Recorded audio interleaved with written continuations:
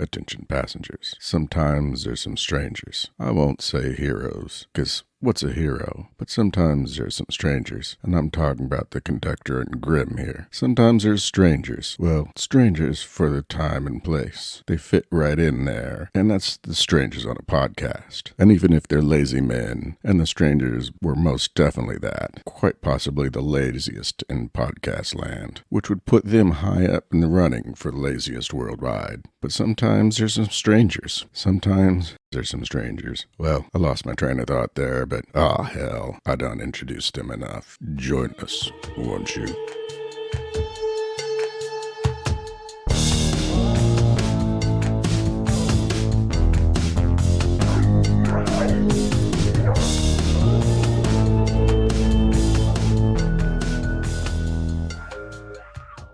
Hello, and welcome to the Movie Car here at Strangers on a Podcast. I'm the conductor, and with me is... I'm Grimweed. We're called Strangers on a Podcast. Welcome, Grimweed, by the way. Well, welcome to you too. Thank you. We're called Strangers on a Podcast because we're two guys who don't know each other, and we're talking about movies to see how they bring people together. Are we going to drive each other nuts? Are we going to curse and scream one another out? Well, it was looking like it last week. Yeah, a little bit. Are we going to stay on topic, though? Probably not. No, we have not done that yet. Despite me shouting topic like a madman. About today, we are talking about the one and the only, The Big Lebowski. Oh, yeah. I was a little too chill there. I forgot what we were doing. Yeah, it's The Big Lebowski this time. Yeah, it's a good movie. I like it. It is a good movie. I kind of lost my entire train of thought there for a minute. That's par for the course when we're talking about Big Lebowski. I was a little too limber, I think. It happens. No, but Big Lebowski came out in 1998. It was directed by Joel and Ethan Coen, and along with John Goodman, Julianne Moore, Steve Buscemi, David Huddleston, Philip Seymour Hoffman, Tara Reid, I think this was pre-American Pie. Yes. Peter Stormare, and John Turturro. So a lot of the regulars for the Coens. A lot of them. I think John Turturro was in Miller's Crossing and Barton Fink, and Yes. He's been in a few of their movies. Yeah, he's been in quite a few. Also had cameos by Dom Herrera, a famous comedian, David Thewlis, and Sam Elliott as the stranger. And Ben Gazzara is in it, and John Polito's in it, and Amy Mann is in it, too, the singer. Polito's been in a few as well. Polito's been in, I know he's at least been in Miller's Crossing, but genre fans out there might remember him best as Gideon, the pawn shop owner in The Crow. He's been in quite a few things. He's been in quite a few. Unfortunately, he has passed. Okay. And we're all the worse for it, because Polito was a fine character actor who brought a great kind of gangsterish energy to all of his roles. But the music was by the Coens regular, Carter Burwell. It was shot by Roger Deakins, who's done a ton of Coen Brothers movies like True Grit and Hail Caesar and Oh Brother, Where Art Thou? But what is the movie about, Grim? Let's have a contest. Who can describe it better? Okay, you first. The Big Lebowski tells the story of an L.A. slacker du jour, the Dude, as he deals with mistaken identity, vandalism, and multiple home invasions, all stemming from mistaken identity. Wait a minute, I said mistaken identity twice. The Dude's name is Jeff Lebowski, and there's a rich guy with the same name whose wife is kidnapped, and the Big Lebowski hires the Little Lebowski, the Dude, as a bagman to pay off the kidnappers. Things go wrong, though. We soon meet an outrageous cast of oddball characters, including John Goodman as Walter Sobchak, hot-headed Vietnam veteran, Dude's best friend. We meet Julianne Moore as Maud Lebowski, who produces avant-garde vaginal art. Peter Stormare as Uli, a German nihilist, and John Turturro as Jesus Quintana. No, it's Jesus. He calls himself Jesus Quintana, doesn't he? Yes, he is the Jesus. He is the Jesus. Nobody fucks with the Jesus. A hyper-competitive bowler and convicted pedophile. 8-year-olds, dude. He's a pederast, dude. Anyway, continue with your... That's it. Oh, okay. I guess it's my turn to see how I can describe this, huh? Yeah, man. It's a movie about a rug, a kidnapping, and bowling. Yet you never have your main character bowl. Never throws a bowling ball once in the movie. You do see him put on some bowling shoes at one point, but he's not wearing socks. What do you like most about the movie, Grim? Well, I'm thinking let's talk about it a little first. Alrighty. So first we need to get some things out of the way. What do we got? We have a narrator. We do. By Sam Elliott as the stranger. Yes. The problem is, as we've talked before, I have a problem with names. I can remember Sam Elliott, but when just running through my notes or just rattling things off the top of my head, I know his name, but I tend to forget it or a nickname will slip out. So just in case, I want to prepare you for that because oddly enough, his nickname is Mr. Rugged Butter. What are you on when you come up with these nicknames? This is not entirely me. So as I've said before, I watch a lot of YouTube reaction channels and things.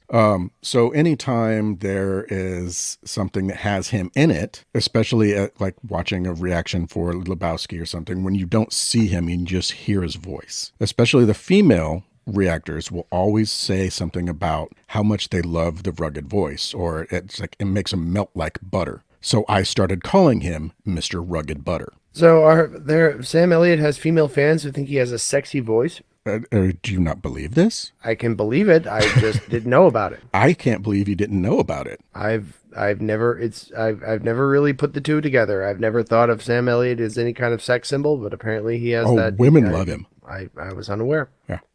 My first encounter with Sam Elliott was when he was Patrick Swayze's friend in Roadhouse. I was going to say Roadhouse. Yeah, I just remember him, you're still carrying that dead horse around, and all that stuff. And then unfortunately, I believe Sam Elliott died in Roadhouse, in that movie. Yeah, he doesn't live through all his movies. Well, he doesn't, yeah. Did he live through Tombstone? I think he did. Yeah, but that's not all his movies. Well, he's done many movies. Yeah. He plays a great cowboy. And a lot of them are Westerns, so he tends to get shot a lot. He's also a certified lifeguard. But that has nothing to do with this movie. No, it doesn't. Yeah, I just wanted to make it clear. I could call him Mr. Rugged Butter at any time. So that's who I'm referring to. Maybe you should just write down Sam Elliott on a Post-it somewhere and just put that somewhere where you can see it. Maybe yeah, but that means every time I go to say anything, I have to read all my Post-its because I would have to have everybody's names on Post-its in front of me. You could have the Post-it say Mr. Rugged Butter equals Sam Elliott. I think it's just funner to call him Mr. Rugged Butter. Mr. Rugged Butter sounds like, I don't know, the name of some really poorly thought out character on a Captain Kangaroo show. Well, could you imagine spreading rugged butter on your toast? It sounds like it's got chunks of something in it. This butter washes its hand in wood chips. So, yeah, just to get out of the way. Okay, so you might call Sam Elliott Mr. Rugged Butter. Yeah. But what do you like about the movie? What do you want to say about the movie, even though it involves Mr. Rugged Butter? Who I'm going to call Mr. Rugged Butter from now on. It's just a fun name, isn't it? Not in a weird way. It's just a fun name, Mr. Rugged Butter. Captain Kangaroo way, I guess. Yes. But I mean, it opens with Mr. Rugged Butter, and oddly enough, a lot of the reaction people it opens with a tumbleweed just blowing through L.A. It's surprising how many people think, is that the tumbleweed talking? Ha! That's a fair assessment. Yeah, and really, it is a very apt symbol for our main character. Just the way it blows through town on the wind and easily goes wherever. I think it makes its way all the way to the beach, doesn't it? Yeah. All the way down from the hills out on the edge of LA, down all the way through LA down to the beach. Yep. Yeah, so it opens with that and a nice little connection to our last movie because, since I'm connecting everything, the last movie we did was Night of the Demons. And how are you going to connect Night of the Demons to Big Lebowski? Very carefully and very sloppily. Is Kevin Bacon in both of these movies? No, I can do even better. Oh, really? Ralph's. Oh, Ralph's. Yes. So the house from Night of the Demons apparently it was owned by Ralph's at the time, but they weren't allowed to do anything to it because they wanted to build a store there. And because of it being an old house and some kind of heritage thing, they weren't allowed. So Ralph's owned the land. Yes. So when it came time, they're looking for a place to film this movie and they found this house, they ended up renting it from Ralph's to film this movie. And then shortly after the movie was done, they ended up tearing the house down anyway. And now where the house was is a Ralph's. And where do we encounter Ralph's in Big Lebowski? Well, the first time we see our main character, he is in a Ralph's. He carries around his Ralph's club card in his wallet. As his only form of ID, I think. As his only form of ID. And it does come up at another point later on. But yes, Ralph's is a big thing in this, or not a big thing. It's a recurring thing in this movie. Is there a Ralph's around here? I think is a line in the movie. Yeah. Yeah. So yeah, that is the connection I'm going to go into now. But because I know our next two movies, and I am going to connect every movie from 1 to 10, I'm not going to tell you what the rest of the connection is. You madman. You secret mad scientist. Well, some of these you might have to use your imagination to accept the connection, because I can't do that at all. I Bubba have no Hotep to imagination. Big Lebowski is a bit of a stretch. It does sound like one, yes. I consider those movies occupying two completely different cinematic worlds. Generally, you would, yeah. But, in my off-kilter world, we have a bunch of other things that don't really work in the rest of reality, and I can connect them. Why do you think people like the dude so much? He's the man. Is he, just though? just like his intro, he's a man. He's not a hero. He's just a man for his time. Okay. So, should I have a little fun with this? Have fun with what? There are a total on the DVD, there are a total of 20 chapters. 20 chapters? Yes, there are 20 chapters. Okay.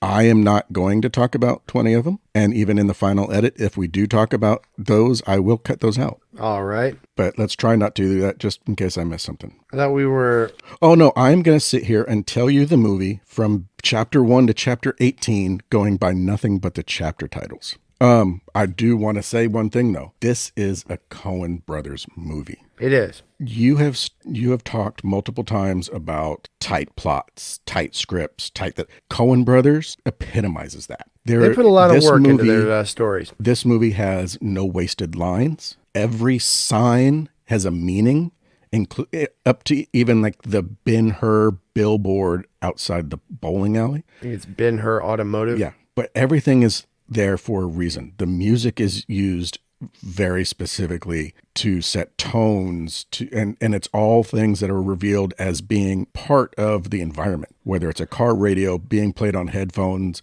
music in a building, everything's played there. But these are all filmic things. I mean, these are all just elements in the pot. They aren't like, it's not like there's some secret meaning behind Big Lebowski that we have to puzzle through. Oh, no. But what I'm trying to say is everything because that would be my instinct, is to like, okay, they put that Ben-Hur sign there as a clue.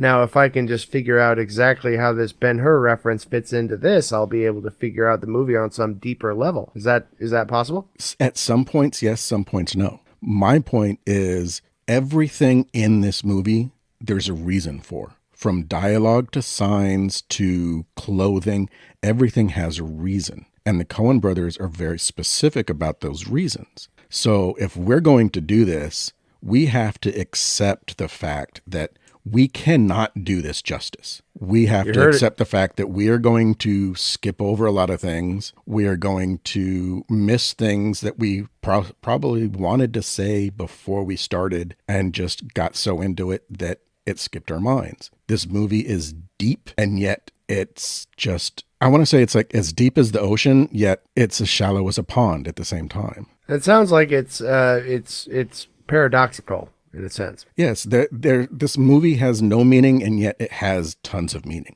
And it's really hard. Like you've asked me on other episodes, you've asked me like, oh yeah, so what do you think of the movie? Or what is this movie to you? This has meaning and no meaning. This movie has created a religion. This movie, it sounds like Zen right now is what you're talking about. Well, meaning and no meaning. Yes, there is a lot of Zen to this movie. But like I said, it created a religion, which I am technically a part of. Believe it or not, I am an ordained Dudist priest. No. Yes, I am. But yeah, one of the biggest, most, I think one of the most quotable or quoted lines is "The dude abides." I've seen T-shirts that say that, and it's a reference to Ecclesiastes. One generation passes away, and another generation comes, but the earth abides forever. And the dude is like the earth. Yes, in this instance, the dude is like the earth. Things come and go. Shit happens, basically. So anyway, I'm going to go through this quick, and then we can get into our little discussion. Here we go. Just for people that don't know what the movie is, or it's been a while. So the movie opens with a tumbleweed tumbling through the hills, down through the streets, onto the beach, with Mr. Rugged Butter telling us about the dude. Essentially just saying, he's not a hero, he's not anything special, he's just a man. That's all we really need to know about him. Except for now he's walking into his house, doing kind of a little jog dance thing, goes into his apartment, turns on the lights. Behind him we see, I'm going to use the terminology used in the movie, there's a Chinaman standing behind him, And suddenly somebody grabs him in a headlock, rushes him down the hall, shoves his head into the toilet, and starts screaming, "Where's the money, Lebowski?" Again and again. "Where's the money, Lebowski? We know you're good for it. Your wife owes Jackie Treehorn, blah, blah, blah." "Well, no, I'm not married. You see no ring. Toilet seats up. Who the fuck are you talking about? Chinaman is now peeing on the carpet. Dude, don't do that." Then they realize, okay, this is not the person we're looking for, because the Lebowski they're looking for is supposedly a millionaire, and this guy ain't got shit. Now on to Not a opening damn credits. thing. Fancy opening credits. Kind of fun. Good music. And now we're at a The bowling Man alley. in Me, I think, isn't it? Yes. And now we're at the bowling alley. We see Steve Buscemi throw a strike. He turns around. He tells the dude Throwing rocks tonight. to mark it, and nothing happens. And he gets a look on his face of kind of like he's been rejected because no one's paying attention to him, which you hear "Shut the fuck up, Donnie" said to him throughout this movie in various forms. But we see John Goodman as Walter. We have Donnie, Walter, and the dude talking about the rug. Chinaman came in, peed on it. "Dude, not Chinaman. You're using the wrong nomenclature. Fuck off, Agent American. What are you talking about, dude? Shut the fuck up, Donnie." A lot of that. That's the conversation. You didn't help build the railroads, Walter. Yeah, but it don't matter because we're not talking about that. We're talking about the other Lebowski, the Big Lebowski. Okay, well, that's interesting. Yeah, because, they were looking for him. They came in, they peed on my rug thinking it was him. I should go and contact him, get reimbursed for my rug from the other Lebowski. Now we meet the other Lebowski through Brandt, who is played by Philip Seymour Hoffman in probably one of the most interesting roles in the entire movie. Brandt is fun to watch. He is a background character that if you just watch him in the scenes, you're a lot of times more entertained by the way he's acting than what's going on in the scene. And this goes again to the Coen brothers. Everything is for a reason. Brandt's acting, or Philip Seymour Hoffman's acting as Brandt through this, there's never a scene where it's like, oh, that's not really on me, so I can just sit here. There's always something. And it's always just kind of that's weird. The looks on his faces, the poses, everything. It's like, okay, this guy's got a stick so far up his ass that if you tried to pull it out, he'd probably collapse. But I anyway. like Brandt. Oh, Brandt is great. The other Lebowski comes in. Brandt told me what was going on. "What do you want?" Well, the guy came in, peed on my rug thinking it was you. "Yeah, Brandt already told me Brandt what the fuck told do you me want?" what's my part in this. Exactly. "What do you want, Mr. Lebowski?" "No, I'm not Mr. Lebowski. You're Mr. Lebowski. I'm the dude." A lot of that kind of conversation. Dude's like, "No, this is what's going on." The Big Lebowski's like, "Are you fucking employed? Get the fuck out of here. The bum's lost." He gets out. Brandt The comes bums up. will always lose, Mr. Lebowski. He walks out the door. Brandt comes up. "How was your meeting, Mr. Lebowski?" "Oh, great. He said I could take any rug in the house." They walk out with somebody following behind them carrying a rug. They meet Tara Reid as Bunny Lebowski, painting her toenails green. I think she asked the dude to blow on them. Yes. She puts her foot up for the dude to grab it. And he's like, "You want me to blow your nose?" "Well, I can't blow that far." And then we also meet Uli in the pool, passed out, drunk. He doesn't care about anything, though, because he's a nihilist. Bunny offers coward, to Donnie. suck the dude's cock for $1,000. Brandt gives a nervous giggle. She says Brandt can't watch, though, or he has to pay $100. Dude says, I'm just going to go find a cash machine." They leave. And we are now at the bowling alley yet again with somebody bowling. Walter coming up yelling, "Over the line!" It turns out it's Smokey, an old pacifist hippie abstainer from the war. And it's like, Vietnam, he's just like, "No, I'm just bowling, man." Walter won't have it because it's league play. He's pissed. "Over the line?" "No, I wasn't over the line." "You were over the line?" "No, I wasn't over the line." Walter says, "Fuck it. You were over the line. I'm going to pull out my gun, aim it at your face, cock it, and tell you you were over the line. Mark it 0 or else." It marks it 0. How am I doing so far?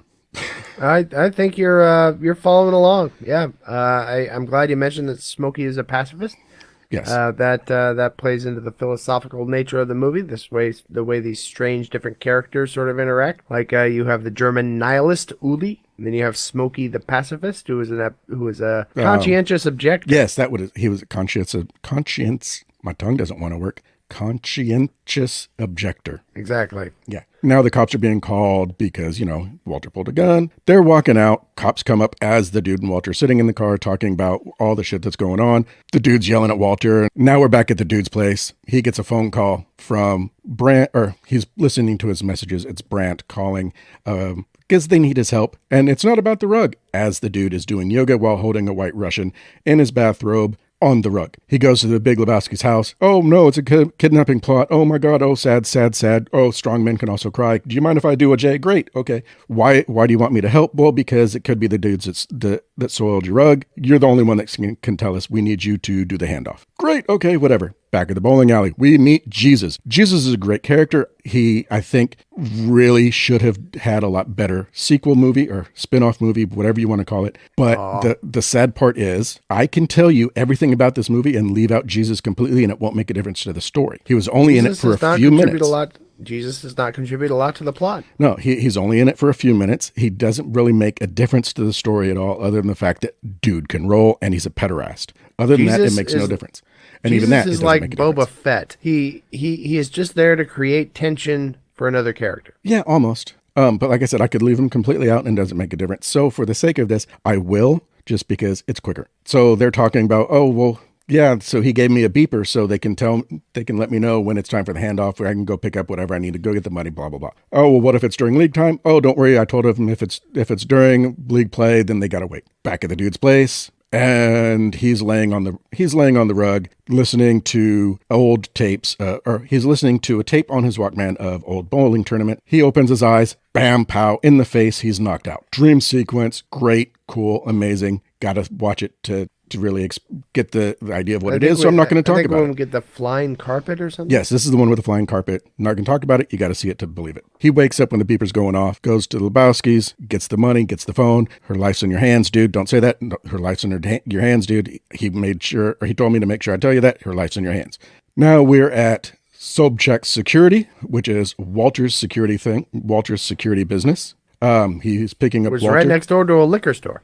Yes, it is. Or it was I think a pawn shop. Yes, a pawn shop and a liquor store. Yes. So yeah, he picks up Walter. It's like, well, what the fuck are we even doing? Walter's like, oh, here's take the ringer, dude. It's like, what do you mean the ringer? It's my dirty undies. Walter's now decided, well, why take the measly 20 grand when we could have the whole million? Because the dude was going to get 20 grand for his participation. For being the bagman. Yes. But, why give them the money when, you already said she kidnapped herself, because it's a whole fake plot. Probably. Yes. That's what their estimation is. Yes, that was their estimation when they were talking at the bowling alley during the whole Jesus thing and the beeper and blah, blah, blah. Bunny the trophy wife has been kidnapped. Dude has been hired to give the money to the kidnappers. Yes. Walter is going with him. And the dude postulated that she had actually kidnapped herself. Yeah. Yes.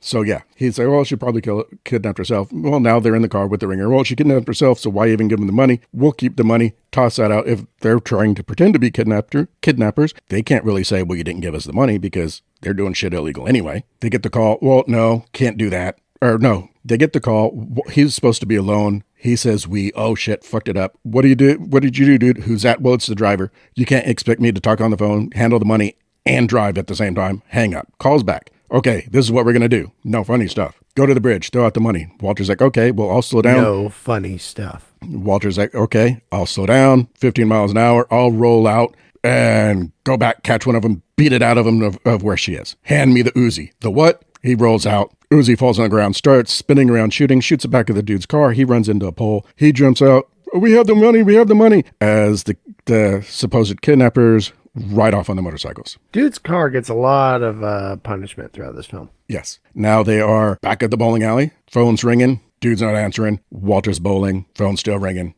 Nothing's happening. Dude's like, okay, what the fuck are we going to do? Walter's like, well, what the fuck's the problem? I don't see a problem. Whatever. Donnie shows up. Yeah. They posted the next part of the term, the next round robin. They posted that. Oh, who are we going to bowl? It's on Shover Chalice. Yeah. When are we going to do that? Well, I can't do that because we can't do that. I don't roll on Saturday, blah, blah, blah. I can't. Well, if you can't do that, but big conversation between him and Donnie about his religious beliefs and what he can and can't do on what days.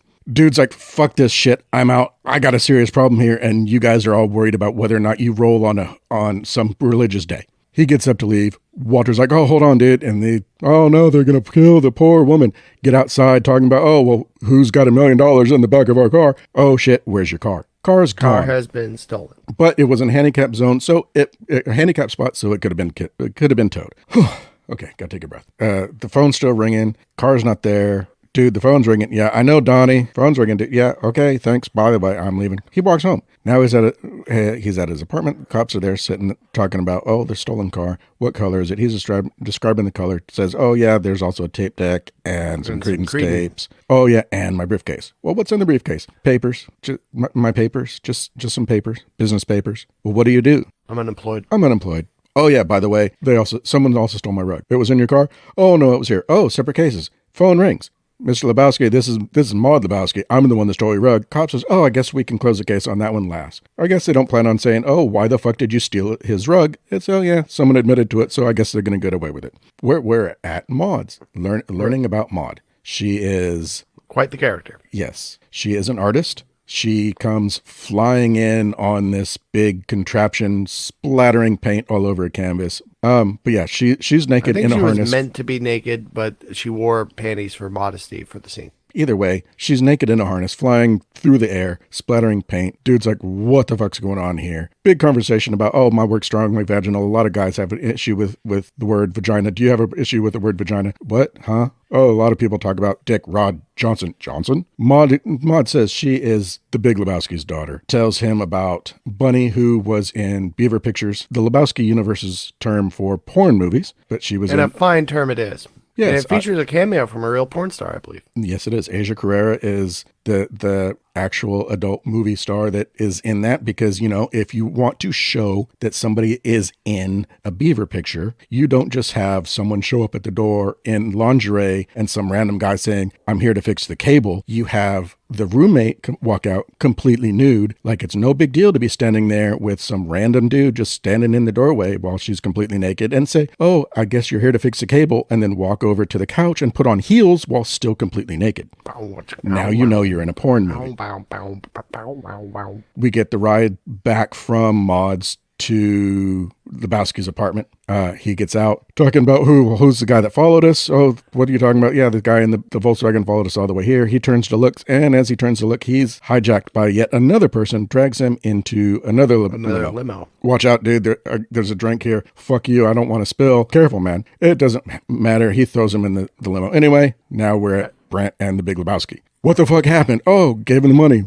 Shit's not fucked up. Well, the fucking plane flew into the mountain. Shit's really fucked up. No, I swear I have good information. She kidnapped herself. Did it ever occur to you? No, it didn't. Brant, hand him the envelope. Oh, well, okay. Well, yeah, I guess you want to give me a check instead of cash. Great. No, it's a toe. And it has green paint on the nails. Uh-oh. What happened? Dun, dun, dun, dun. Yes, that is a very dun, dun, dun moment. So now we're at a diner, close in shot with the dude and Walter talking about, oh, well, no, that wasn't her toe. What do you mean? What about... You want a toe? I can get you a toe. I can get you a toe by 3 p.m. today. Yeah, what about the green nail polish? Well, I can get you a toe by 3 p.m. today with nail polish. Walter gets a little loud. Dude gets fed up. He's like, fuck this, I'm out of here. Walter stays to finish his coffee. Back to the bowling alley. They always go back to the bowling alley. I feel like I'm missing something. Walter and Donnie and the dude sitting at the bar. Oh, no, I know what I'm missing. So now we're back at the dude's apartment. He's laying in the tub, smoking, while enjoying the candlelight and relaxing in a nice bubble bath. Phone rings. It's the cop saying, oh, Mr. Lebowski, we found your car. Dude's like, oh, wow, man, great, fucking awesome. Oh, what the hell's going on? There's a big loud crash. He looks out. There's now 3 people in his house smashing the place up. Well, this is a private residence, man. They come in, they throw what he calls a marmot into the bath with him. It's squealing. He's freaking out. They tell him, we want the money or else we're going to come back and cut off your Johnson. Now we're back at the bowling alley with the dude, Walter, and Donnie talking about, yeah, they came, they're going to cut off my Johnson. Walter's like, oh, they were Germans. They must have been Nazis. What do you mean they were Nazis? Well, they were Germans, and they were threatened to cut his dick off. Are we going to split hairs? No. Well, no, they weren't Nazis. They were nihilists. Holy shit, nihilists. Dude went to find his car before he went to the bowling alley then. He went to the impound lot. Then he went to the bowling alley. Oh, yeah, he gets his car, and then he goes to the bowling. Yeah, so he goes to get his car. It stinks. They don't have any leads, any of that shit. Homeless person probably used it as a bathroom. Now he's got his car back. Now we're at the bowling alley. Conversation between Walter, Donnie, and the dude. They're sitting at the bar at the bowling alley. Yes, they're sitting at the bar at the bowling alley. Conversation between Walter, Donnie, and the dude. They're going to cut off my Johnson. Whoa, what do you need that for, dude? Which really, it's like, what the fuck, Donnie? I might not use it every day, but I like to use it from time to time. Fair point. Yeah. Then we get a rugged butter voice fella. they're talking back and forth, and the dude's like, but what the fuck, man? They're threatening me. She's missing. They're saying they cut her toe off. Now they're threatening to cut my dick off. And Walter's like, relax, dude. It's not that big a deal. Well, fuck, you know what? Fuck you, Walter. Fuck you. Fuck the tournament, because Walter doesn't want to take the negative energy in the tournament. Fuck you. Fuck the tournament. Oh, holy fuck. What do you mean, fuck the tournament? Come on, Donnie. Let's go. Leave this motherfucker here by himself, because if he's saying fuck the tournament, we don't want to deal with that. They walk Clearly, off. you don't want to be made to feel better, dude. They buck off, and now we get the same music that was at the start of the movie. Camera pulls back. Now we see Mr. Rugged Butter sitting there. Have a nice conversation between him and the dude. I like your style. Oh, I like your style too, dude. You have to swear so much. What the fuck are you talking about? And now we're at the doctor's, because Maud said, oh, sorry about the punch on the face. I want you to go see this doctor. He's a good man. And thorough. Well, I don't need to. He's a good man. And thorough. So he goes anyway, because Maud keeps insisting. Doctor says, pull down your pants. He's, oh no, she hit me in the face. Oh, well, I don't care. Pull down your pants anyway. I'm going to do a checkup. And a checkup he did. Yes. And now we are in the car as he's listening to Creedence, smoking a joint, looks in the, and drinking a beer. Looks in the mirror, sees a Volkswagen that was following him before. He's like, oh, what the fuck? Now he starts taking turns trying to avoid it. He goes to flick the cigarette out the window. Window's up. It lands in his lap. He freaks, pours beer on it, crashes his car. Again, no Volkswagen around. He goes to try and get out, and because can't open the door because it was fucked up when the car was stolen. He looks down. There's something in the seat. He pulls it out, reads it. Oh, well, shit, this is homework from the kid that stole the car. Now we're going to go see what the fuck the kid has to say. After they go to watch the weird performance by the dude's landlord, who does an interpretive dance of some kind. Yes, his cycle, which he worked really hard to get the venue for. Yes, we are now watching this performance. Walter comes in and so I found the kid. He's the son of a famous dude. We can go over there after this, what have you. Donnie's like, oh, that's over by the In and Out. Shut the fuck up, Donnie. Oh, it's closer. Well, it's closer to the In and Out. We can get In and Out. We can get burgers, beer, and laughs at the same time. They go to the kid's house. Kid ain't saying shit. Donnie's stuck in the car because, shut the fuck up, Donnie, stay away. Just keep out of the way while the men go and do the work. Walter and the dude can't get shit out of the kid because, we know it's your homework. Shut the fuck up, Walter. Just, where's the money? We're going to cut off your Johnson. You're killing your dad, Larry. Still nothing from the kid. Walter gets up, goes outside. I'm going to show you what it feels like when you show you what happens when you fuck a stranger in the ass. Goes and gets a tire iron out of the dude's trunk, beats the shit out of the windows on a Ferrari that was sitting outside that they believed was the kid's that he used with the money that was in the car.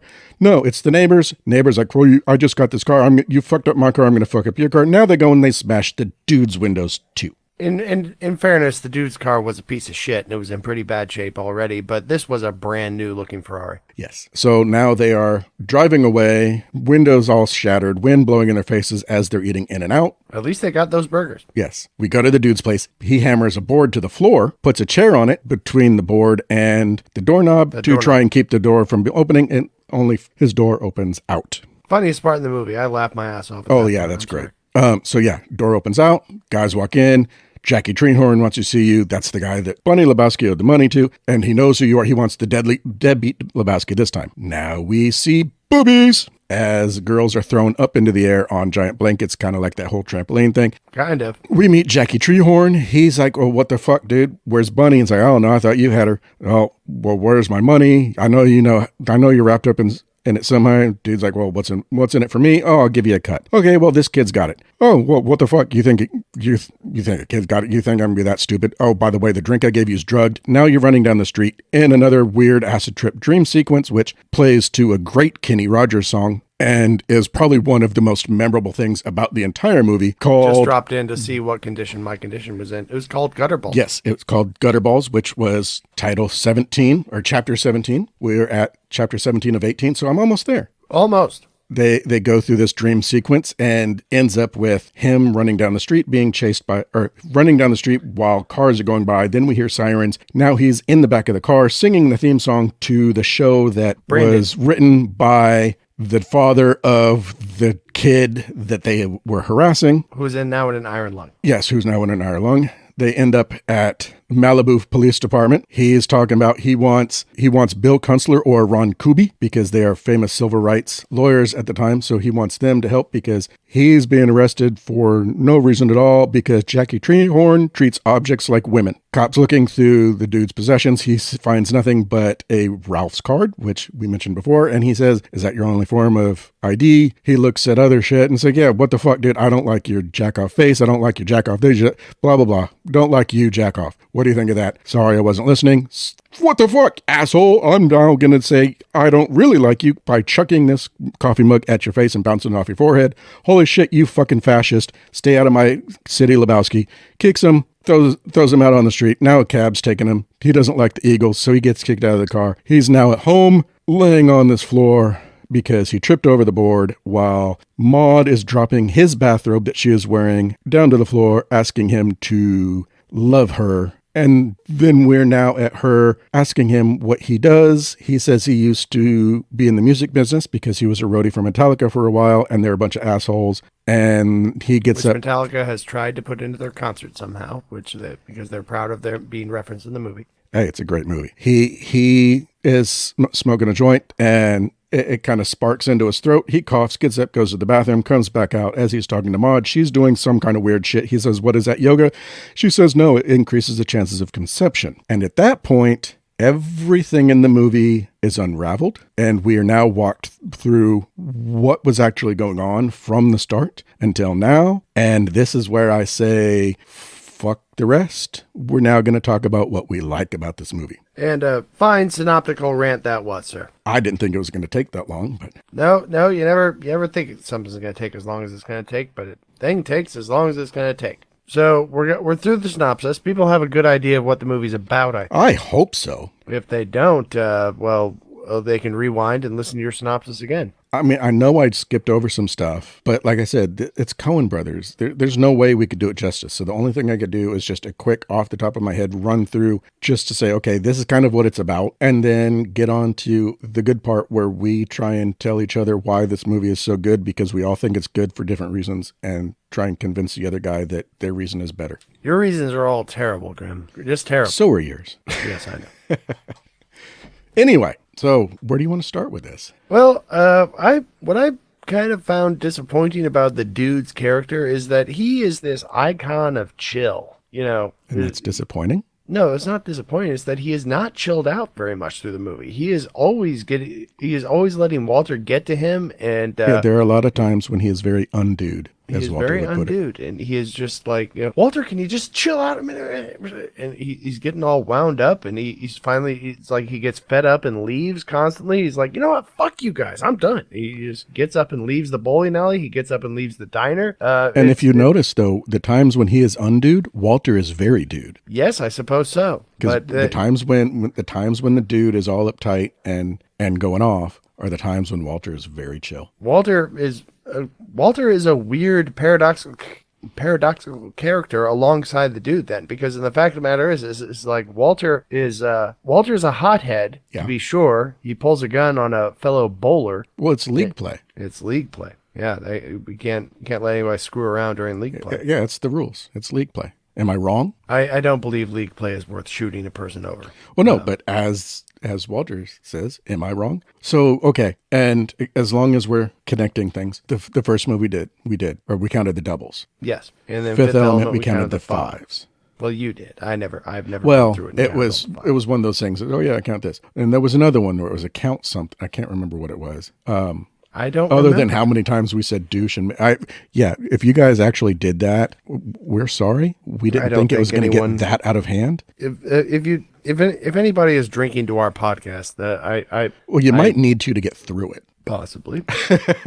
What do we count in Big Lebowski? What did we count in Big Lebowski? Yeah, what does one need to count to watch through up Big Lebowski? And Strangers on a Train, one counted the doubles. In Fifth Element, one spotted moments where 5 things were on display. Is there something like that in Big Lebowski? Okay, so you could count the times when Walter says, "Am I wrong?" You can count that. If you want to count how many times the word man is said, you can. 187 times. 198. I thought it was 87. Man is said 198 times. Lebowski is said 89 times. Dude, And you want to take a guess at that one? 137 times. 162. I was close. And fuck Not even close, is the actually. big one. Yes, I believe like Big Lebowski is number 21, is ranked number 21 in the movie where the word fuck is spoken the most. And how many might be- times would you say it's in there? 200, over 200 times. 285 times. And Yes. every dude, man, Lebowski, pause, everything was scripted. Yes, I think the only thing that Jeff Bridges says he improvised was calling the Big Lebowski a human paraquat. Quite possibly. I know in interviews I've seen with almost every cast member, they have all said that they did everything they could to stick as close to the script as possible. If there was ellipses, they paused for every pause, every word that they say was in there. They did improvise, but they improvised during rehearsals so they can get a better feel of the character. And then when it came time to record, they went straight back to the script, is what they said. The thing is that takes a lot of time fine-tuning dialogue, and it takes some very talented actors who are able to And a turn lot this of into something faith that's alive. in your director and your writer. And John Turturro has gone on record as telling somebody who was worried about working with the Coens, don't worry, I've worked with them before. It might seem weird when you're saying it, but in the end, it's going to be great. And I know that's not the exact quote, but it's close enough. And John Turturro has worked with them on a number of occasions. Yes. Which we'll be seeing him again shortly. Yes, we will. By the way, I thought Julianne Moore did an amazing job as Maude. I don't know what you thought of the Maude character, but I found her delightful. Again, Coen's, everything's deliberate. Everything down to Maude's perfect bob haircut. Just the real... Because it's a Raymond Chandler story, and therefore she has a haircut from the 20s. Yeah, everything is just prim and proper, and she is that upper crust kind of modern art type that's like, oh, well, let's just take a bunch of junk and throw it together and call it art. She's like that kind of artist. I don't know about that. I think she did some sort of like snow angel in paint on her canvas before she... Well, yeah, but did you not see all the like ladles and metal crap that she poured out of the bag when she was out getting her supplies? Okay, I may have missed that part. Yeah. She is a modern artist. She's not like when you say like an artist and like the upper crust artist and think about like these fancy paintings and everything. She is the upper crust modern art yuppie crowd type. Yes, I got that impression from her character. Yeah. We get a nice treat with Professor Lupin too. Professor Lupin? Yes. From Harry Potter. Oh, what? Knox David Thewlis. Yes. Yeah, as Knox Harrington, yes. The giggling little video artist. Yeah. Maud's friend with the cleft asshole. Yeah, which he finds hilarious. I just remember. Well, I mean, it is a good line. I just remember feeling sorry for the dude when he's stuck in a room with Maud and her friend, and they just both start giggling while one of them talks on the phone. Oh yeah, they're both on the phone. Yeah, yeah, and they just both. And it's just this bizarre, inhuman giggling that they're able to conjure up. They sound like chittering birds or something. And the dude is just standing there looking back and forth at them. It's just like he's completely not in his own world in that moment. At that moment, he is lost. He has been completely he has found some strange world of other humans that don't make sense to him. Pretty much. And it's a kind of a hilariously awkward scene because these two people they might be making fun of the dude. Is the thing? It's like I just got the impression that he was just there, like they just completely ignored him. They were in their own world. He's here, but yeah, whatever. And they just kind of went on with life, and we're done with him. I didn't know David Thewlis was in Harry Potter. He was Professor Lupin, the werewolf guy. Yeah, that was David Thewlis. I don't know his name. Oh, it's David Thewlis. It's Knox Harrington. So, yeah. Well, we're not doing Harry Potter. Yeah, I was going to say, I'm guessing you haven't watched Harry Potter. I've seen or at least the any movies. time recent, or at least that one. I remember that one, and I didn't care much for that character, to be honest. Okay. But David Thewlis is a fine actor, as far as I know. Yeah, again, I can't remember names, so hence why I called him Professor Lupin. You remember the name Professor Lupin? Mm-hmm. Because it's Lupin, and it's a werewolf. I thought you meant Professor Lupin, like Lupin the Third or something, or Lupin the Gentleman Thief from French literature. I was going to say, now are we going to go into anime and have that Lupin? Oh, Lupin, Arsène Lupin. Or are we going to go into Monty Python and and now we got somebody stealing all the Lupins I just think that, and look, if the steal dude the had Lupins just, from the rich and give them to the poor. topic, I think if the dude and Walter had maybe seen eye to eye earlier in the movie, like maybe like a lot of the movie wouldn't have happened. I think there's two very clear, well, not very clear. There's two good symbols for this movie. One is the tumbleweed and the other is the board nailed to the floor. What is the board nailed to the floor supposed to represent? Well, like I said, the tumbleweed is him just kind of going with the wind wherever life takes him and just moves on. No problem. And the board nailed to the floor, it's something that he put there that ends up taking him down. He took himself down. Every time in this movie, anything that happens, it's because of him. If he would have either called the cops to begin with or just cleaned the rug, nothing would have happened. He's the one that kept doing things. And it's every time he does something, whether he's including Walter or because he didn't have to go pick up Walter. No, he didn't. Everything that happens bad in this movie is a result of his own actions. His poor decision making, you might say. Yeah, and I don't mean everything bad that happened, because there are some bad things that happen to other people. But I mean, as far as he's concerned, everything that goes on with him, everything bad that happens is because of things that he has done. It's not like he elucidates that or states that plainly at some point in a moment of self-reflection. The dude doesn't, think about himself that way. Oh, no, and that's what I'm saying. It's just a good symbol as far as the movie and the character, because, like I said, the character of the tumbleweed in the movie, he put the board there, and it's that board that takes him to the ground. It's his actions are taking him down throughout the whole movie. Well, one could argue that his fear is taking him down because it's making him uptight. Yes, but that's why he's on a strict drug regimen, to keep his thinking limber. Well, because his thinking was too uptight, which is why he couldn't figure out what was going on for so long. But we're not going past that. The dude was scared to make the switch on the ringer, but Walter was like immediately for it. So he was playing it was the game. His idea. Yeah, because Walter at least was. Like, he was getting involved in the kidnapping case more proactively than the dude was. The dude was just like, oh, don't tell me that. When they tell her life is in your hands, dude. Well, yeah. You don't want that extra pressure. No, he doesn't want that extra pressure. Walter takes that pressure on and not only discards it, but he laughs at it and goes for something completely different. I don't know if the Walter is being chill there. I don't know if Walter is being dude there. I mean, when Walter makes the switch and tries to go after the kidnappers with an Uzi, I think he's being pure Walter. He's not being pure dude or anything like that. Yes, his actions were not something that the dude would do, because the dude is pacifist.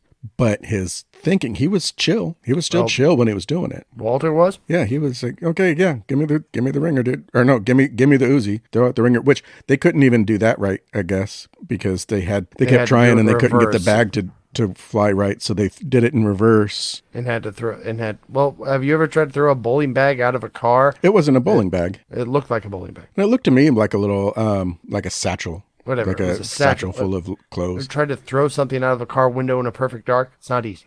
Yeah, well, try throwing it from outside off the bridge up into the car as it's going backwards. That takes a hell of a shot there too. Well, they probably had somebody who was fairly athletic, or maybe a quarterback or something, or a lot of attempts. Maybe. When we first meet Brant and we're in the Big Lebowski's office or whatever it is, and he's going through all the different pictures and everything, did you notice Brant repeat necessary means when he's talking about Lebowski's children? It's like the ones that didn't have the necessary means, he says it twice. No, I did not. It's almost like if you're not watching and you just hear it, it's almost like it was a skip or they just screwed up the cut, but it's just one long shot. And it's the Coens. So to leave that in, that kind of, I think, is back to what I've talked about before with, like, in May, when I said, like, continuity errors. Is it a continuity error, or did they leave it in for a reason? And with the Coens, I think that is definitely for a reason. Oh, what reason was it?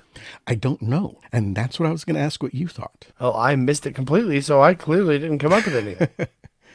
I just remember the Lebowski Junior Achievers, I think they were called. Yes. But the only thing I can think of is up until that point, which isn't really that long into the movie, but up until that point, we've heard a lot of things. Was he pausing so that dude was poking a picture or something? There wasn't even really a pause. It was like necessary means necessary means. And there wasn't really like a pause and he had to go back to what he was saying because the dude kept touching things. So it could have been that. And he got thrown off and it's like, okay, no, I got to go back to my script because Brant has a script he has in his head for what he says about each and every single one of those pictures. Because whenever he got to those pictures, you could tell there was something specific he wanted to say, but the dude kept changing the conversation and it was throwing him off. So that could have been what it was. But like I was saying, I was thinking that like up until this point, we've heard a lot of things. Like when we're first at the store, we heard, and we even saw the news report, but we heard George Bush Sr. saying, this will not stand. This will not stand this aggression against Kuwait. And that was a famous speech that he gave on August 5th, 1990. Yes. And then dude is watching the speech. So that gives us a date for the movie, at least that scene. Well, and it could be that they were just showing a clip of that report. And that doesn't necessarily mean that's the day because he is also writing a check for September 11th. So he's either post-dating a check. Yes. Or, which is a check for 69 cents. And if you have to post-date a 69-cent check, that really says something about your financial situation. But it never does go into how the dude. Well, the original script did, and they decided to leave that out. Because should we say what it was? Well, he was originally supposed to be the heir to the Rubik's Cube fortune. Why was George H.W. Bush saying this aggression will not stand? Because the movie is a period piece. Well, and again, it's like he's saying that. But my point was, up until that point, we keep hearing a lot of things. We keep seeing things. A lot of things are said to the dude. And a lot of things are going on, but nothing is really repeated yet. And then Brant repeats the necessary means. And then once he does that, now all these lines and all these other things that have been said start popping up again throughout the movie. So my thought was, is that kind of a way of like, okay, now here we go. We just flip the switch. Now the dude is going to start repeating things because the Big Lebowski starts yelling at him and he says, this aggression will not stand, man. Yeah. So there's the first callback. And then throughout that, he does that with Johnson, vagina, beaver. And visual callbacks of the checkered floor in Lebowski's house showing up in other places, like the gutter ball tile sequence. In the dream sequence. Yes. For gutter balls. The trident that Maud has in the dream sequence for gutter balls is on one of the statues in the Big Lebowski's house. Yeah, everything in the movie has a meaning somewhere. Yes, but it's not a deeper meaning. I think there's a connection. Everything in this movie is connected. It's one could argue that instead of a meaning, it's more like visual gags and cues and little callbacks to things that have already happened in the movie. But when you say deeper meaning, that makes me feel like the movie's a poem we have to interpret and we have to parse out some details. And you can. And well, yes, I've heard there are various interpretations about how it's a political statement, how it's a statement on modern consumerism, all sorts of stuff. Yeah, there's a sexual interpretation of Big Lebowski. Yeah, there's a lot of different ways you can interpret it. As far as like the sexual revolution is concerned, I suppose. And we get to almost the end of the movie when we're introduced to a name we've not heard throughout the entire movie. And even the dude's like, who the fuck is that? Because we get all the way almost to the end and we're now getting the name the Knutsons. Yes, I remember the Knutsons. So, there's things that are going to come up throughout this movie, then it's like, what the fuck? And you don't know, even at the last minute, is this new information that's going to change things? Because again, the Knutsons. I think it's just more of, now they based the structure of the film on a Raymond Chandler novels, on the basis of Raymond Chandler novels, where Chandler would have these hardcore private detective stories where the character Philip Marlowe goes through certain episodes in the chapters where he gains different pieces of the puzzle to put them together in the end. The Coens took their inspiration from the Philip Marlowe books, like The Big Sleep and such, to write The Big Lebowski. I think what the visual callbacks and the references within the movie are, that's more like a novelist's trick. That's where things return to reinforce a character's actions or what have you. Oh yeah, there's reinforcement, but it's kind of like you see how the dude isn't really, it's like he's never going on his own. It's just kind of where life takes him, and people are like, yeah, come here, do this. His speech is a lot of times it's picked up from other people because he's a lot of times, like I said, he's a lot of times repeating what others have said. This movie has a lot of that. For a long time, I always wondered if they actually wrote lines for Steve Buscemi in the movie, or did they just like tell him to improv and let Walter tell him to shut the fuck up? No, we know for a fact that they wrote everything was written, and that John Goodman had hit the cue every time he told Donnie to shut the fuck up. John Goodman had to make that work. Yeah, and he even said that his idea of that character was if he wasn't a good bowler, the dude and Walter wouldn't be friends with him. That was his take on that character. Yeah, that was how he played that character, as if he was somebody that the only reason these guys were his friends is because he could bowl, and he knew it. You don't think they replaced Donnie at some point? No, or maybe? Well, I mean, I kind of think they would have to. I don't know. Jesus and his fellow were a two-man team. Were they? I believe so. Or were they just the only two that came over? I remember when Walter was talking about, we got Quintana, and he didn't mention a three-man team. True. But as for the aggression will not stand and things like that, I think that's just, him taking inspiration from the president in a weird way to say, he says that to Lebowski in his office to just imply to the Big Lebowski that just because the dude is a bum doesn't mean he's going to stand but by that's and just let the his tough first be defaced. instance of the repeating starting, because he repeats things to other people that Walter has said. He repeats things that Maude says. He repeats things throughout the movie. Repetition being what it is. I think the dude just that might just be part of him going with the flow. Is he absorbs things from other people's personalities, and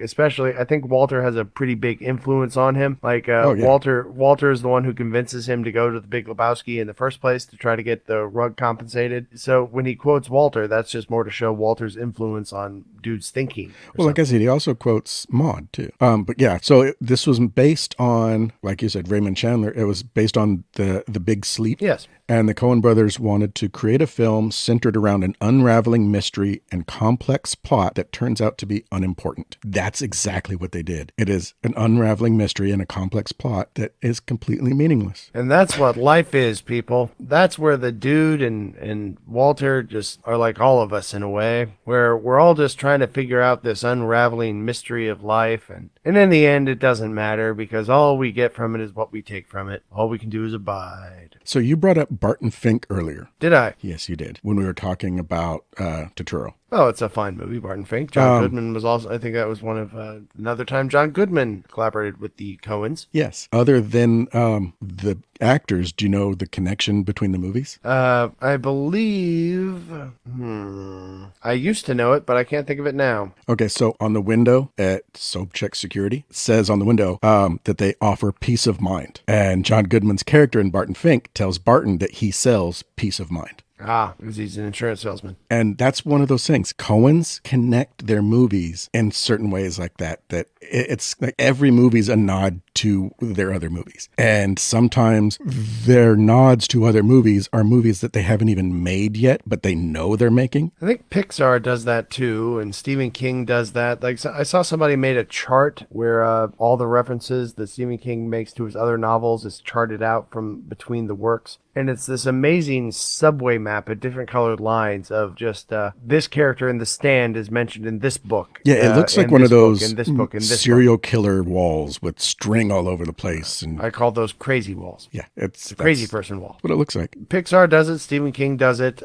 It's something that authors do, where they make self-referential little tidbits for people to pick up on, like a trail of breadcrumbs. But where do the breadcrumbs lead? I say nowhere. Well, like Shut the Fuck Up, Donnie is a reference to his character in Fargo, because he would never shut up. Yeah, they said, I think one of the Coens stated that Steve Buscemi was such a motor mouth in Fargo that they decided to put a damper on that. And Peter Stormare, who played Uli, during that movie, he kept wanting to go to a Waffle House. So that's why they go and get pancakes in this one. I mean, the Coens connect movies in ways that I'm talking about trying to connect our movies together. Theirs is a masterpiece. I'm trying to just spray and pray, and they're doing sniper shots. You have increased my appreciation for the Coens' oeuvre. I mean, John Goodman has said that of all the roles he's everybody's played, and everybody loves working with the Coens, apparently. They all say how fun it is and how easy it is to work with them and all this. And John Goodman has said of all the roles he's done, if he is only remembered for Walter, he's fine with that. He likes that character so much. He's fine with everything else he's done. Yeah, he was Walter. If only all actors could have such peace with their careers. And I think one of the coolest things about the dude is his background, because he helped write the Port Huron Statement, which implies that he knew Tom Hayden, and he was part of the Seattle Seven, With which 6 was other part of guys. the Seattle Liberation Front, and 6 other guys. So he was there in the 60s. You know what I mean? He was there. Like, he was in the back room crafting mission statements and dodging FBI. He says he doesn't remember a lot of it, but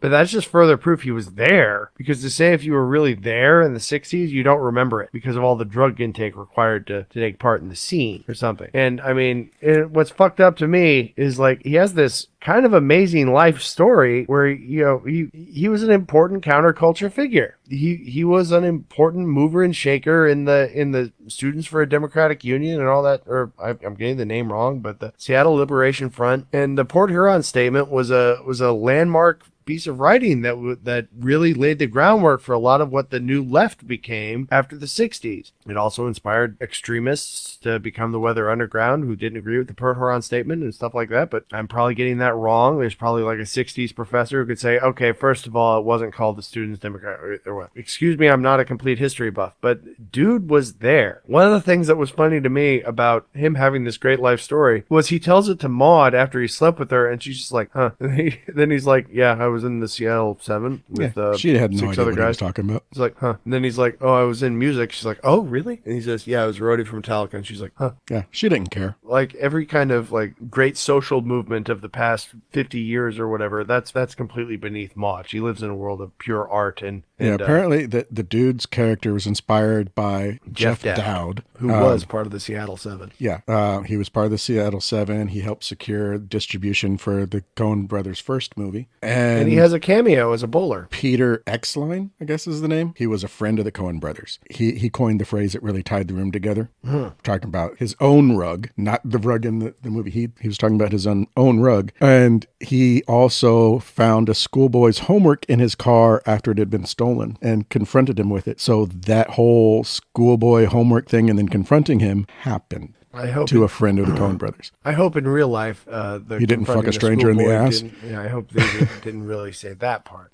That's a pretty awkward scene, I think, where Walter is screaming that at the child. Oh, yeah. But the kids, I think the kid did steal the car. There wasn't any circumstance in the movie that came out that revealed later the kid must have not stolen. No, he stole the car, but yeah. So like more stuff that you could count. How many times did they mention the rug being peed on? 17. And how many times did they talk about it being tied together? 5 times. How many people have come up with conspiracy theories over the Coens in the 9/11 because he wrote September 11th on the check at the beginning of the movie? Well, if it wouldn't have been tied with George Bush Sr.'s speech, that wouldn't have been a thing. But having it at the same time as that speech and then 10 years later having the Trade Center thing, that's where that came from. Yeah, but I imagine there's a ton of conspiracy. Oh, yeah, nuts there's out there. all of that. They knew, man.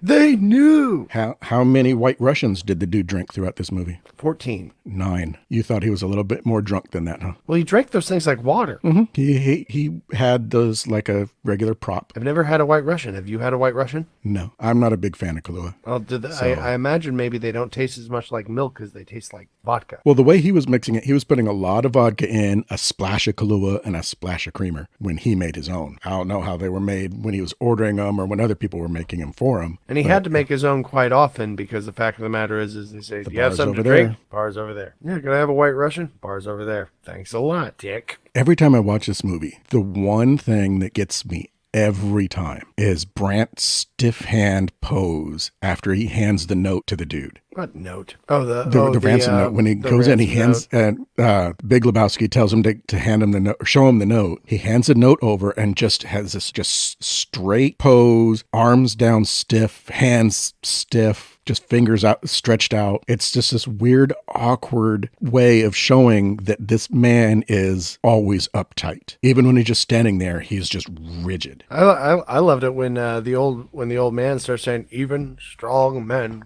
cry. And it shows Brant like tearing up. Oh, He's that, like, the alligator tears thing. yeah, he's like shoving his chin down into his neck and like frowning real hard. And he's just like, he looks like he's about to, I just love Brant. Yeah, like, it's like really if somebody selling were to it just there. tell you right now to cry and you have to try and force yourself. Yeah. Yeah. Kinda Or, like or when they're in the limo and the dude's like, well, I have information, man. And that whole conversation, the look on Brant's face, especially when the Big Lebowski's going off, but the look on his face, I think, is more entertaining than the conversation going on. Philip Seymour Hoffman was a great actor. Yes. He Passed was far too soon. really good. Passed far, far, far too soon. Oh yeah, and by the way, this is part of a Donnie trilogy or a Buscemi trilogy. A Shimmy trilogy? A Steve Buscemi trilogy. Okay, so Yes, Fargo, this is the Big third part Lebowski. of the trilogy. What was the first part? Miller's Crossing, Fargo, and this. Ah, okay. Yeah, but I can't get into that because that would spoil things. So No, I will get into that when we talk about one of those other movies, because by then, Which I have we're a on feeling something we else. will. Another thing I loved about the movie was that bowling alley looked like heaven on earth to a certain extent. Oh, yeah. The way It was a nice the way bowling they alley. lit it and they shot it, and the way they played the music over it as everything worked. It's like the bowling alley becomes a refuge of almost like mystic proportions for these people to come and just play this bizarre game that is bowling. You know, it's like everything from the ball returns being polished to the lanes being perfectly oiled and everything. Like It was a well-maintained bowling alley. I think I saw a few ceiling tiles that looked like they were moldy, but that's neither here nor there. If I could walk into a beautiful bowling alley with headphones on, listening to A Man in Me or something, I would probably feel like some sort of like I've stepped out of the movie or something. Well, did you notice the sign that kept getting shown in the background No, what? that hit the head? No. So when you see the full sign, it says hit the head pin. So that is the one pin. That's the first pin in the 10-pin bowling. It's called the head pin. So they have this bowling pin, and next to it says hit the head pin. But most of the time you see it, all you see is hit the head. And you know how bowling pins, like the white pin, and then they usually have like that red band. Yeah. Well, on the sign, I can't remember if there was a red band, but the sign you see when all you see is hit the head is a yellow band. So you see this yellow stripe hit the head, and this whole movie is about a peed-on rug. Okay, I think that's kind of a stretch. I'm sorry. I mean, all right, maybe not. I don't know. I have to rewatch it and see if I can find the sign. Yeah, and it's just one of those things that, like, looking in the background, it's another way things are framed, what's in the shot at what times. It's a keen arrangement of elements within the story. The Coens pay a lot of attention to the scene, the colors, the everything. And they involve a lot of self-referential notes to the other aspects of the film. I do like the human paraquat line, though, because that was rather fitting. Oh, yes, and Jeff Bridges is a fine improver. Well, you just had that look like you had no idea what I was talking about, too. So for those of you that don't know, paraquat was a weed killer that was often used on marijuana plants that would kill the THC, which was considered a buzz kill. So a human paraquat is a human buzz kill. So that is essentially what he's telling the Big Lebowski is he's a buzz kill. Would you say you have a deep spiritual connection to the movie, Graham? Well, I guess you could say that. There's a lot of things that can relate to life. Like when the stranger asks him how he's been, he's like, ups and downs, strikes and gutters, ups and downs. It's life. What would you change about this movie? I would have I would have maybe seen Dude bowl, like maybe at the very end. It's interesting. You never even see him throw a bowling ball. Even in the dream sequence with Maude, he never throws a bowling ball. She throws it. Maybe Jeff Bridges is just a really bad bowler. I don't know. Has anyone ever asked him? I don't think anyone wants to know. I'm sure probably someone asked him, but I think anyone that's interested in the dude just wants to think of the dude as a good bowler and doesn't want to know. Well, the dude he's definitely an enthusiastic bowler, because at one point he's sitting there listening to a recording of a bowling match or of a bowling league. On one side is a bowling match, and on the other side is Bob Dylan. Venice Bowling League Championships 1987. Until he gets punched in the face and goes into a dream sequence. Yes, by Maude and her art thugs. Funny thing about the movie for me was just that his place gets walked into with no problem. You can just walk right into it. Is there a broken lock? Or it's not the most secure place, is it? No. First, there's the two thugs. Then there's Maude and her boys. And then there's the nihilists, and then there's the two thugs again. It's just, I'm sorry. Well, yeah, but he didn't lock the door behind him. Well, you should start. Well, actually, I don't know how long he was there, because he nailed the board down, then put the chair there. Then they just opened the door. And then later, when he trips over the board, Maude's already there. Exactly. I've been trying to figure out something in this to change, but I think if there's anything in there that's changed, it changes everything just because of how tight the script is and how everything is just put together. It's like the only thing that I think you could possibly get away with is taking out Knox Harrington. Or Jesus. Well, yeah, I guess Jesus, I did say you could take him out and it doesn't mean anything to the story. So I guess you could take out Jesus, but I don't know if I would. I don't know if I would either. Because It's it so did funny to offer a have Walter nice little relief from the situation. It did give a little bit more of just the life that's going on around them as all this other stuff is going on. The weird culture of this bowling league and what they have to put up with, the characters in this league that they're part of. Because nobody fucks with the Jesus who licks his bowling ball. Which is gross. Yeah, because the oil on it. Ugh. But the train is coming to a Oh, I stop. thought you wanted to do something else. No, I can't think of anything. Okay, well, in that case, should we take a cue from the stranger? What kind of cue? That about does her. And wraps her all up. And remember, life's full of strikes and gutters, ups and downs. We're all in this whole darn human comedy together. I hope you folks enjoyed yourselves and catch you later on down the trail. Thanks to everyone who listened and downloaded. We love all of you. And Don't forget, like, subscribe, comment, heart, star. subscribe. Tell your friends about us. Thanks to our mutual friend. Tell us what you would change about the movie. Tell us what you think of our podcast. Tell us what your favorite scene in the movie was. And tell us how Big Lebowski has changed your life. Oh, hopefully it has. And if it hasn't, keep watching it because it will. And thank you for listening. Fuck it, man. Let's go bowling.